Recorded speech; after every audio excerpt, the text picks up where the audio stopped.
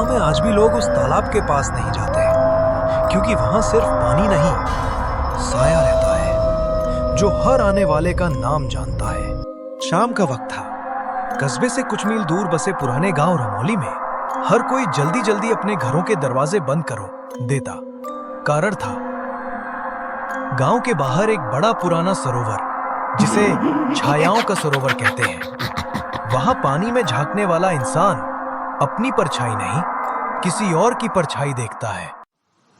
रात की ठंडी हवा खेतों से होकर सरोवर की लहरों को हिलाती थी। दूर मंदिर की घंटियां गूंज रही थीं। उसी वक्त शहर से आई नेहा और उसके 3 दोस्त गांव घूमने आए थे। सब हंसी मजाक में थे जब अंकुश बोला, चलो नेहा, तू तो बहुत बहादुर है ना, चल उस सरोवर का पानी छू कर दिखा। नेहा मुस्कुराई और बोली, अरे भूत भूत कुछ नहीं होता। वो अकेली सरोवर की तरफ बढ़ी। झिंगुरों की आवाज के बीच उसके कदमों की आहट गूंज रही थी। पानी के पास पहुंचते ही उसने नीचे देखा। परछाई में उसका चेहरा नहीं था, किसी और औरत का था।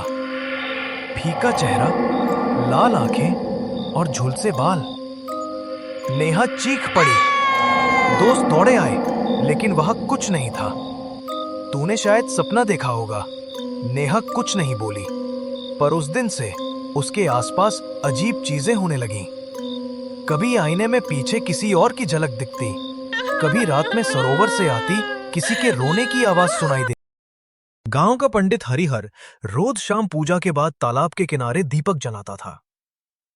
एक रात जब वो दिया रख रहा था, तो लहरों में किसी की आवाज आई, मुझे शांति दो। हरिहर चौंक गया, बोला, कौन है? अगले ही पल पानी से ठंडी हवा निकली और दिया बुझ गया। अगली सुबह लोगों ने पंडित को सरोवर के पास बेहोश पड़ा पाया। होश में आने पर वो बस इतना बोल पाया, वो लौट आई है।